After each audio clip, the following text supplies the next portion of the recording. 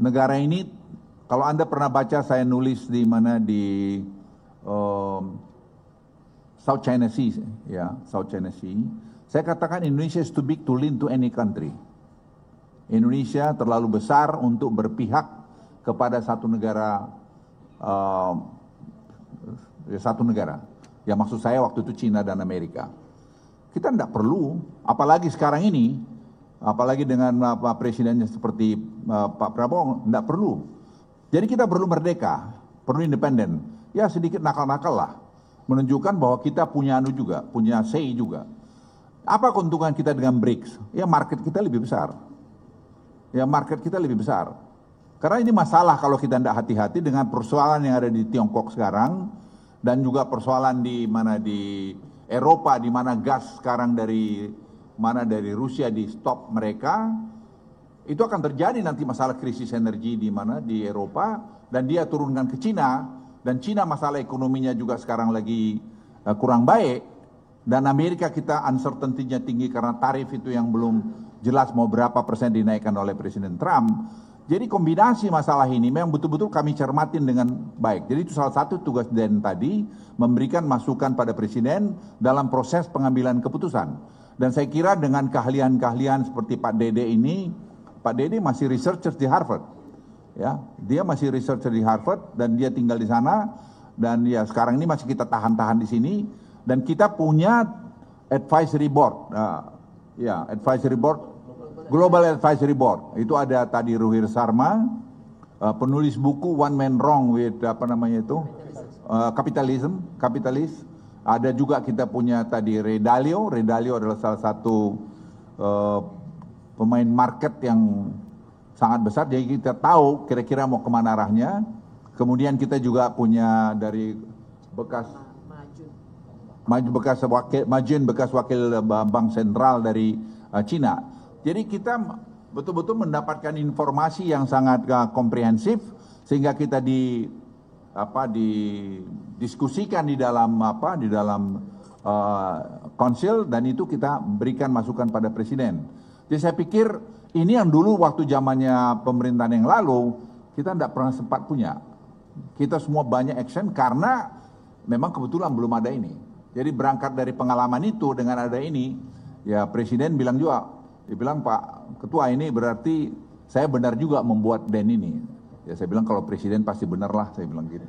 Jadi ingin saya sampaikan pada Anda, ini akan sangat efektif menghadapi keadaan ekonomi dunia dan juga tentu domestik kita sendiri tadi mengenai purchasing power kita yang agak lemah, bagaimana kita dorong. Sekarang jawaban-jawaban itu disiapkan, karena saya pikir seperti Pak Arif Ansori, ya dia dengan kepakarannya dia punya kebebasan untuk melakukan sekarang studi apa yang harus kita lakukan dengan data-data yang ada.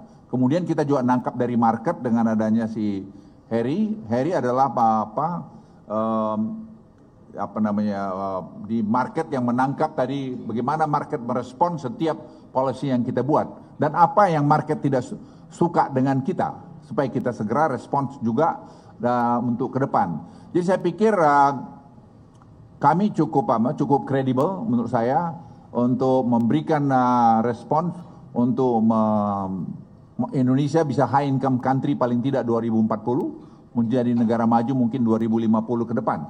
Saya sangat confidence melihat itu karena kita punya hilirisasi, kita punya tadi macam-macam hilirisasi sudah, dan tadi genomic sequencing yang akan dibuat sehingga bibit-bibit kita perbaiki. Kemarin saya juga lapor Presiden, saya beritahu Presiden kita punya kelapa sawit, yieldnya per hektar itu hanya mungkin 1,8 ton, dengan tadi pengayaan, pemurnian bibit di kelapa sawit kita bisa bikin 6-7, mungkin 8 ton per hektar.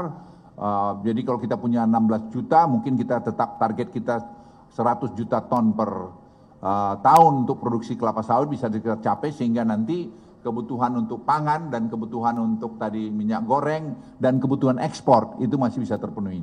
Jadi semua kita lihat equilibriumnya. Misalnya kita juga melihat bibit bawang putih. Kita import 700 juta dolar setahun. 770. Sekarang kalau kita punya bibit sendiri, ya katakan 20%, kita bisa penuhi bertahap, karena itu butuh waktu untuk bikin genom itu. Dan genom ini teknologinya sekarang sudah jalan, sudah mulai kita kerjakan, kita bertahap.